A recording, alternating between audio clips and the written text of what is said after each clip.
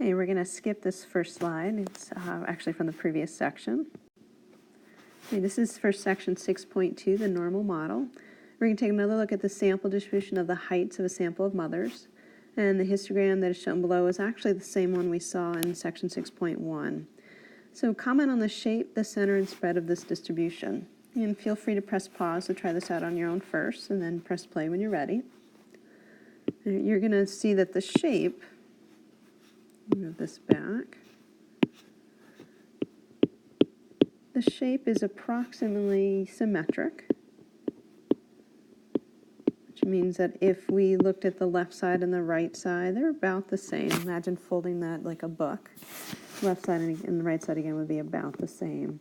We'd also notice that it's unimodal. It has a single peak in the middle. Right? The center looks like it's around, let's say, 62 inches. So you may have to play for a minute with the scale and the axes. But this is 61, 62, 63, and 64. So I'd say around 62, maybe 62.5 inches. Somewhere in that range, good estimate of your center. And the spread's a little bit tougher, but we could start with range. So we might say that the range looks like it goes from about 71 perhaps, 70, 71, down to 55. So that's about 16 inches. And about, because we don't know the exact heights of the people in those first bar or the last bar. We could also use the empirical rule to come up with an estimate for the standard deviation. So I'll do that over here. So using the empirical rule, notice that this goes from 71 to 55, so it had a range of about 16. So if I take that range and divide it into 6 pieces, that's going to give me 2.67 roughly. And so that is a good estimate for standard deviation. Remember, standard deviation, 3 standard deviations to either side of the center should include roughly all of the data. So another way to do that is we could say that the high end minus the middle, 71 minus 62, if we split that into 3 pieces, that again should give us a rough estimate of standard deviation. And that's fairly close to the standard deviation we got using the entire distribution. So again, the idea behind that is that if you go from the center of the distribution to the end, that should include roughly 3 standard deviations. So we've got 1, 2, 3. Should probably move that last one over just a little bit. Maybe about right there. All right, so number 2, what is the best model for this distribution? Well, we need a model that is unimodal and symmetric, and it has the same center and spread as the above distribution. Turns out that the best model for this data is the normal model. The normal model for this distribution is shown below. It's a little bit faint, so on your papers you might want to take a darker pen or pencil and shade this in. But this curve is our normal model. So it does look like it's a good fit for our histogram. And it turns out if this model is a good fit for this data, then the areas under the model should give us good predictions for the areas under the histogram. And it turns out that these areas are actually easier to find than the areas in the histogram. Well, that's what we're going to be looking at today. Okay, so on the next page, in number 3, the normal model is the most widely used probability model for continuous numerical variables. Let's take a closer look at the key features of the normal model before we consider how to find the areas under this model. So some key features. The normal model is unimodal and symmetric. Bell shapes. Imagine the profile of a bell. This is what all normal models look like. The mean and standard deviation are the 2 characteristics that we're going to need to distinguish one normal model from another. The mean, and we're going to use the symbol mu, it's the Greek letter mu, sits at the balancing point of the probability distribution. Because the normal model is symmetric, the mean is the exact center of the probability distribution. So right under the peak is going to be the mean. The standard deviation, which is the Greek letter sigma, measures the spread of the probability distribution by telling how far away typically the values are from the mean.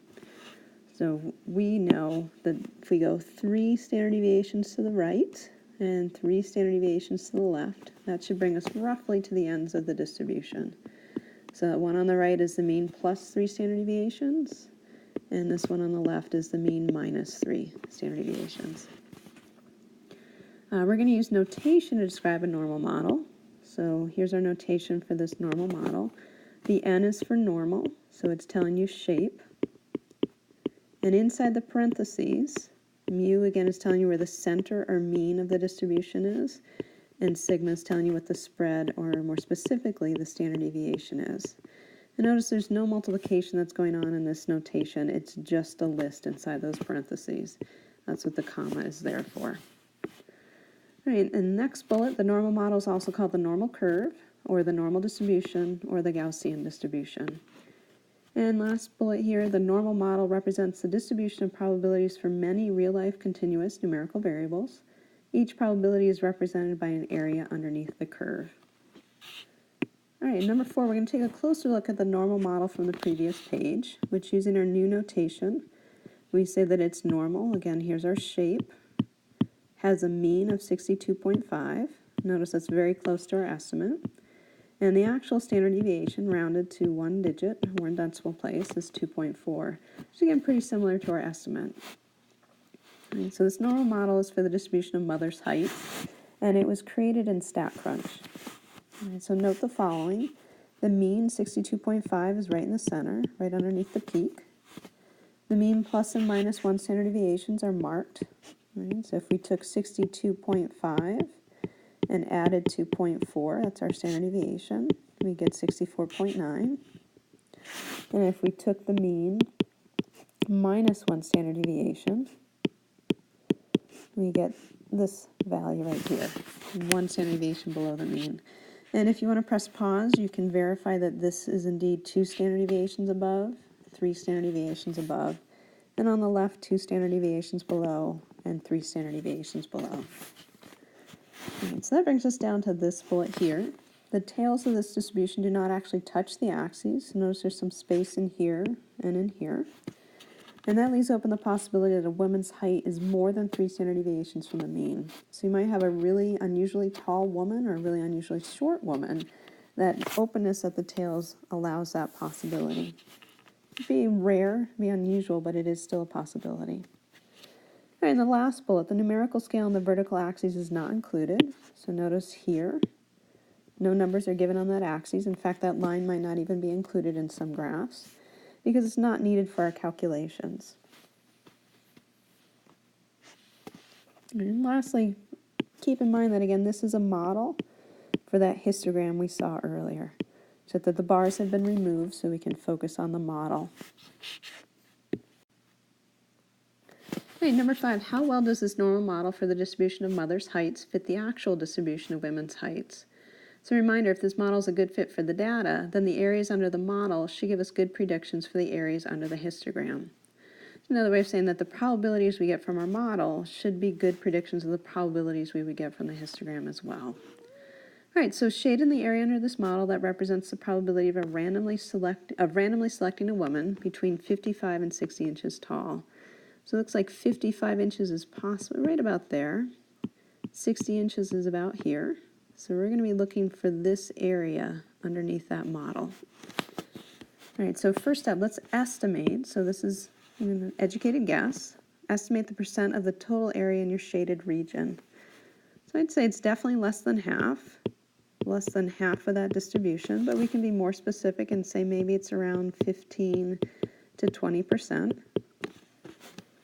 Right. In the next bullet, we're going to find what's the actual probability that the randomly selected woman is between 55 and 60 inches tall. And this is from our histogram. So the actual probability, again, comes from that histogram we looked at in the previous section.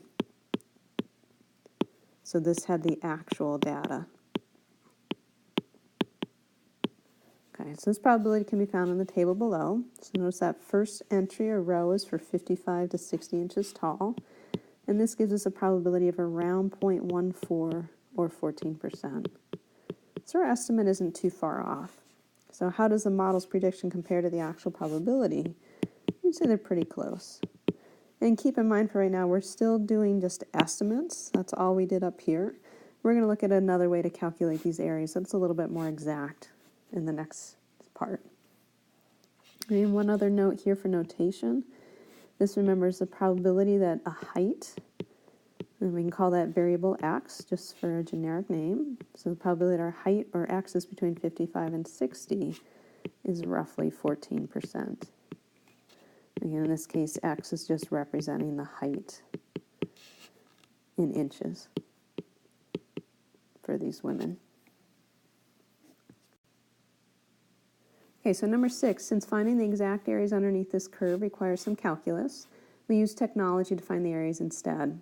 The following diagrams were created in StatCrunch and show the areas corresponding to the height ranges given in the table.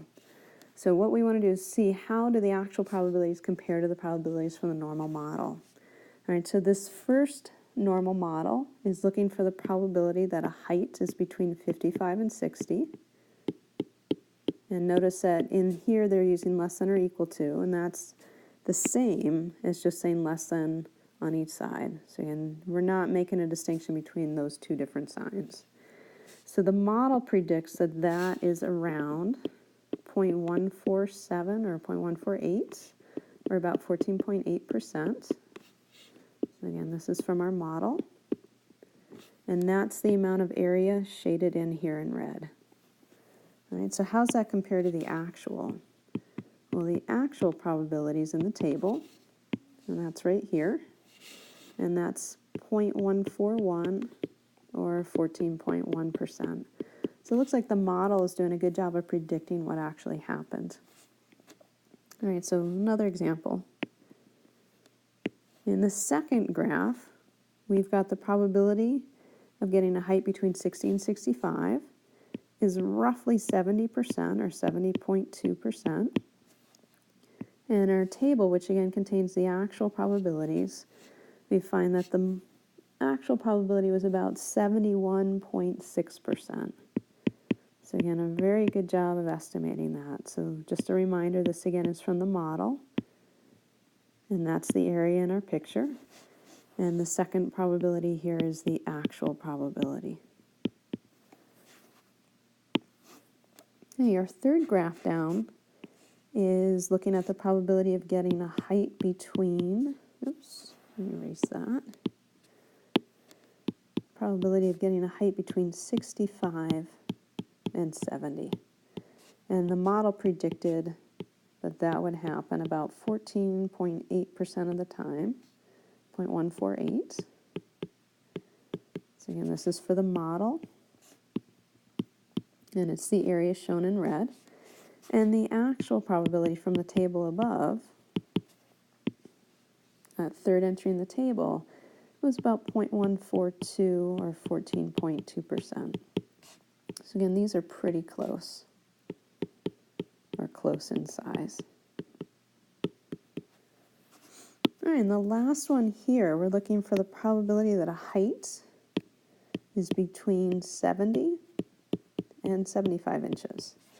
And the model predicts that that is a very tiny area. 0.009 will round up, or about 0.09%.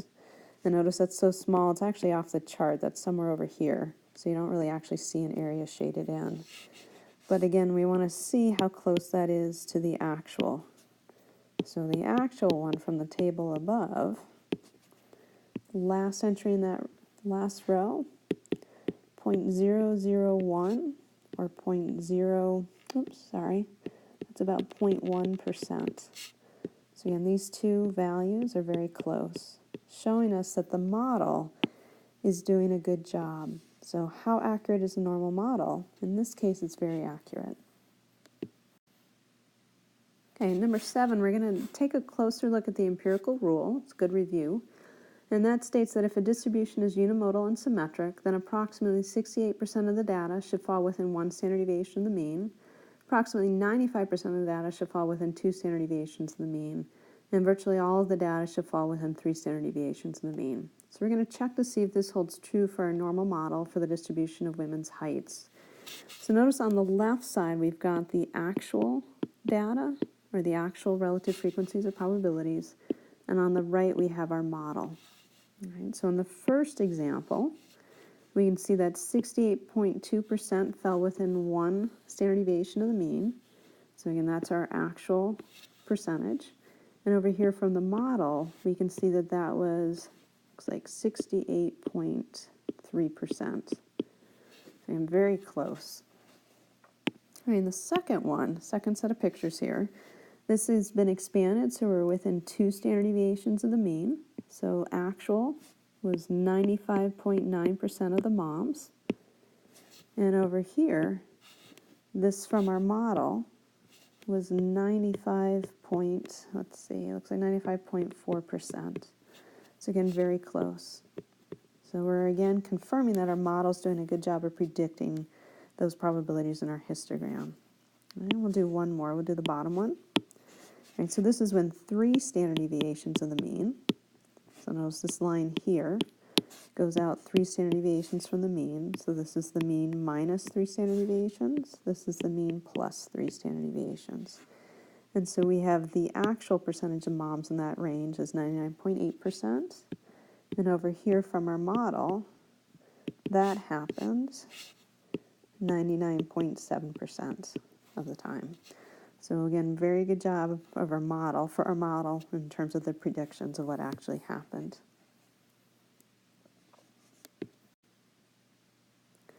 Okay, it turns out that we don't need to refer to the values in our distribution and the units in which they are measured, such as inches in the previous example. We can refer to them in standard units instead. So in other words, the probability that a randomly selected woman is between 60.1 inches and 64.9 inches tall is the same as the probability that a randomly selected woman is within 1 standard deviation of the mean, or between -1 and +1 standard units.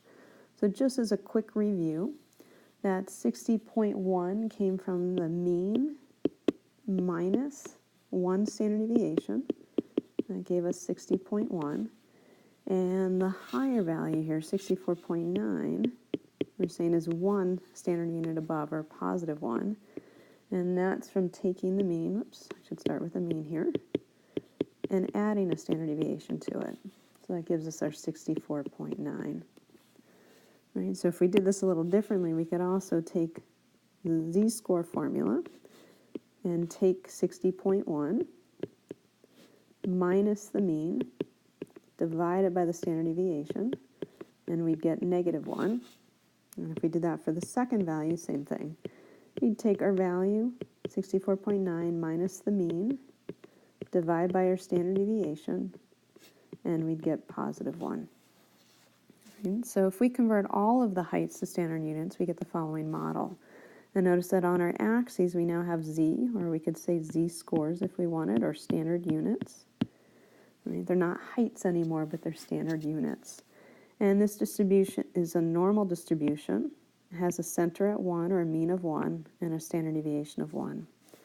And really what we've done is we've just rescaled the axes from our previous model. So instead of having, I'm just going to draw right over that, instead of having 62.5 in the middle, we're saying that's equivalent to a z-score of 0.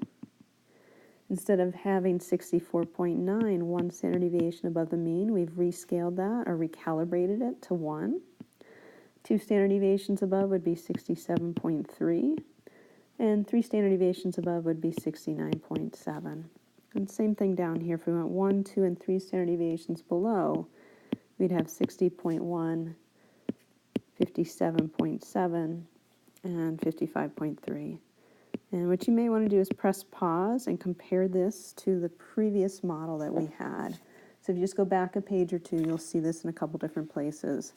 But again, what we've done is just rescaled or recalibrated that horizontal axis so that it's now standard units. And once you do that, this model is now called the standard normal model, or standard normal distribution, and has a mean of 0, mu equal to 0, and a standard deviation of 1, sigma equal to 1. If the normal model is a good model, then when you convert to standard units, the normal model, standard normal model, is appropriate. And again, that's n, mean of 0, standard deviation of 1. All right, so being able to use the standard normal distribution is helpful because it allows us to find the probabilities for any normal distribution without using calculus. Instead, what we can do is look up the areas of interest in tables that list useful areas for the standard normal distribution. So below is a copy of a portion of this table. It's available in the appendix of your textbook. It's also at the end of your packet. And you're going to use this quite a bit, so don't lose it. In fact, if my math lab asks you to use technology, you can continue to use this table that's at the back of your packet. All right, so the numbers within the table represent areas or probabilities, and the numbers in the margins represent standard units or z-scores. And one thing before we look at this table more closely, notice that at the top of the table in the back of your packets, you're going to see a picture that reminds you that the area given is area to the left. So whatever z-score we look at, it's telling us the area to the left of it under the standard normal distribution. All right, so we're going to use this table to find the probability that a randomly selected woman is less than 1 standard deviation above the mean. So that's the probability that a z-score is less than 1. So again, this is equivalent to the area to the left of z equal to positive 1, and we want to shade this in this area above. So here's positive 1 on our table, or our model rather. Here's the area to the left of it. And you may be noticing that that's definitely more than 50%, so that's a good estimate for now. Maybe we can get that exact area from our table. So what we're going to do, we switch to, let's see, if we look at the z-score column, so right here, these numbers in this left column are all z-scores, and they give you the whole number and the tenths place. This top row are also part of your z-scores, and what they're doing is giving you the hundredths place, or the second digit. So if we look more closely, we really want the probability that z is less than 1.00. So that means we're going to look at this row, because that gives us the 1 and the 0. And we need to look at this column, because that gives us the hundredths place. So if we look at where those column or that column and that row overlap, gives us the answer of 0.8413. or 84.13%. We come back up here, that's telling us that this area we shaded in orange, definitely greater than 50%, actually 84.13%. And keep in mind that all of this was really to answer the question, what's the probability that you get a height less than 64.9 inches tall? So that means that the answer to that question is also 84.13%. Okay, so this is number 10. Let's use the standard normal distribution in this table to verify the probabilities from StatCrunch. So the normal model and the probabilities are shown below. So again, what we're going to do is just verify that what StatCrunch calculates, which in this case is the probability that you get a height less than 60 inches, which is equal to 0.149 or 14.9% roughly. So I want to verify that we get the same answer if we're using our standard normal table. All right, so before we get started, remember that this model right here is the normal distribution, which is centered at 62.5 and has a standard deviation of 2.4. All right, so our first step then is using that table is standardizing the height of 60. So we're going to subtract 62.5 from that and divide by 2.4. And you can press pause to verify this on your own, but you should get a negative 1.04 as your z-score. So notice on our model here, the standard normal model, the negative 1.04 is roughly there. So the area to the left of that visually looks about the same as what we have on the left. All right, so turning to our table, we're looking for the proportion or probability of z-scores to the left or less than negative 1.04. So I'm going to see if I can pull this table in. Right. Looking at negative 1.0, and this is under the column with the heading Z, and going over to the other column with the heading 0.04, our z-score of negative 1.04 has an area to the left of it of 0.1492. And again, by the way, this table is in the back of your packets. All right, so we know that the area to the left of negative 1.04 is 0.1492. Shrink that back down. Right. And so again, we found that answer is 0.1492. So according to our table, this area is 0.1492 or 14.92%. we get an idea of where StatCrunch came up with those calculations. And note, StatCrunch can do a few more digits than we can with the table. Our table is always going to limit us to 4 digits. And it also do up to this point right here, our z-scores, when we do them by hand, we're always going to go to 2 digits because that's what our table allows. StatCrunch can be a little bit more accurate on that end as well. And that's why we're seeing a slight difference between this number and the number we just got from our table. So let's do a second one. All right, so here on the left, again, is our normal model. Same as above. It's the normal model with a mean of 62.5 and standard deviation 2.4. And it's telling us that this area in the middle is equal to about 70%. So 70.2%. And so now we're going to try this with our table. So notice we have 2 values that would need to be standardized, but we already did this for the 60. So we know that for 60, that has a z-score of negative 1.04. And just as a reminder, that's what we calculated up here. And now we need to standardize 65. So a z-score for 65, subtract the mean from it, divide by your standard deviation, and you get a z-score of positive 1.04. And again, I would suggest that you press pause and try that out on your calculator. So now we need to find the probability that you get a z-score less than 1.04. All right, so from our table, see if we can pull this in here. From our table, we've got positive 1.04. So here's 1.0. Here's 0.04. So we're looking at where this intersects. And that looks like 0.8508. So I'm going to minimize this, pull that down. All right, so that means the area to the left of positive 1.04, which includes this, and also this, that blue area we got above, that again was 0.850, actually looks like 0.8508.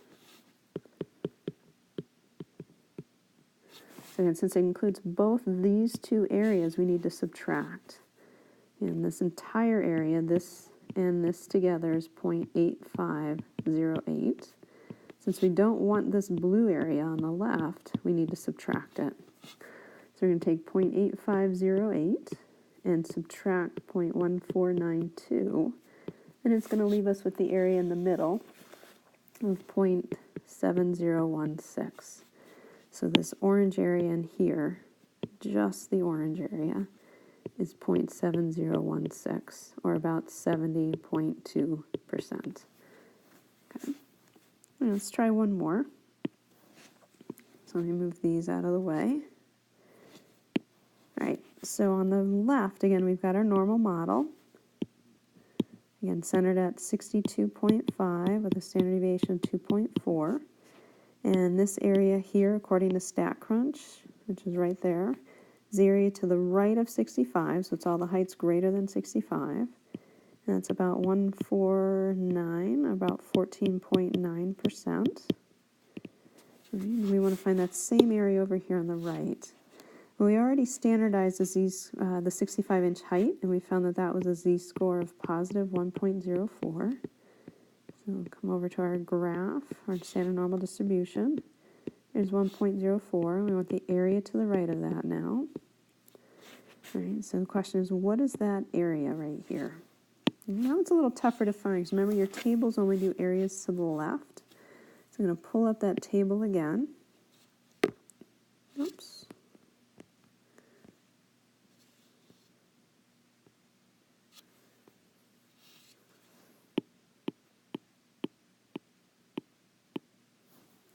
I'm not sure it's going to let me do that. But I will remind you that the area to the left of 1.04 is 0.8508. Let's just use the undo button to move that back down. All right, so if this area to the left is 0.8508, then the area to the right is its complement. So we need to do 1 minus 0.8508. And that gives us an area of 0.1492, or again, roughly 14.9%.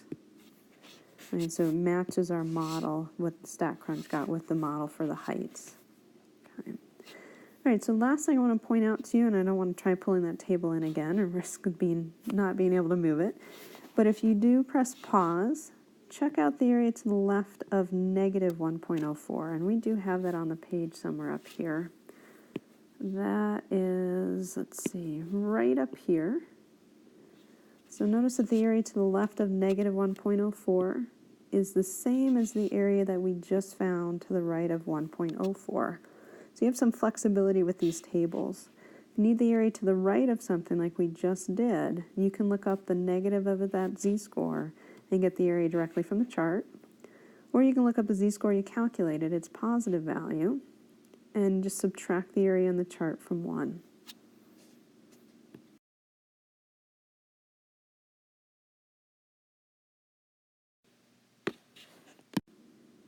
Okay, on to number 11. There may be times when you're given an area or probability and need to find the value that corresponds to that probability. For example, how short would a woman have to be among the shortest 1% of all women? This type of number is called a percentile, and in this case it's the first percentile. So let's find the first percentile for women's heights. First step is to start with a sketch of the standard normal distribution. So you remember that this is the normal distribution with a mean of 0 and a standard deviation of 1. And next thing we want to do is shade in 1% of that area. So keep in mind, if we're looking for the first percentile, we're talking about the shorter end of this distribution, or the women that have smaller or shorter heights. So we want this area to be 1%, which in decimal form is 0.01. Okay. Next up, we want to find the z-score that corresponds to this percentile, or the first percentile. Since we're given an area, we're going to be looking at the inside of this chart rather than the margins. So we're looking for an area as close to 0.01 as we can find. All right, so if we scan through here, notice that this one is not correct because that is 0.1%. That's too small. If we keep going, here's some potential candidates right there. In fact, there are two that are very close to 0.01, but not exactly equal to it. And the rule we're going to be using for this table is we're going to take the one closest to it. We're not going to worry about if it's above or below the area we need, but the one closest to it. And this area is as close to 0.01 as we can get. So we then go to the margins to get the z-score that it goes with. So you can see that the z-score is negative 2.3, and then we add in our hundredths place. We get 2.33. So if we come back up here, this is a z-score of negative 2.33. So when I drew it originally, I didn't have it in quite the right spot, but it did give me a ballpark figure for that z-score. All right, so again, note that this area is the closest to 0.01 as possible in that table. All right, so the next step, or last step, we're going to find the height that corresponds to the z-score. Remember, the formula for your z-score is that z is going to equal the value of interest to you minus the mean divided by the standard deviation. So if we fill in what we know, we have a z-score. We don't have a height, so we're going to leave x in as our variable. We have the mean, which is 62.5, and we have a standard deviation of 2.4. And again, these two numbers were from the previous page. Okay. So using a little bit of algebra, I'm going to do that out for you in case you haven't seen it in a little while. We're going to multiply both sides of this equation by 2.4. And that is going to give us, you may want to press pause to calculate this, like negative 5.592 on the left, and on the right just x minus 62.5, because then these cancel. All right, next up, we're going to add 62.5 to both sides of our equation. And we're going to get that our height, or our value of x, is 56.908. All right, so the first percentile for women, if you're in the first percentile, then your height is about 56.9 inches tall. Or roughly, I think that's about 4 feet. Would that be 4 feet, 8.9 inches tall? So about 4 feet 9 inches tall.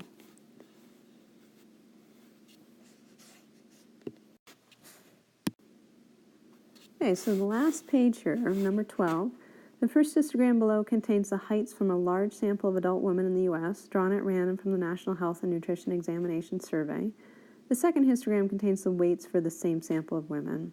A normal model has been superimposed over each histogram, and you can find these diagrams on page 267 of your textbook if you're interested. So you'll notice the first one has our heights, second one has the weights. The question is the normal model a good fit for one of these distributions? Well, it is a good fit for only one of these distributions, and which one? So if we look more closely here, this one looks like it's a good fit. It's very close to the heights of the bars in the histogram. This one here is a poor fit. It doesn't really give you an idea of the shape of that distribution, because if you look more closely, the histogram underneath is not normal. It's not unimodal and symmetric. It's actually skewed to the right. So it doesn't have the same shape as the underlying distribution.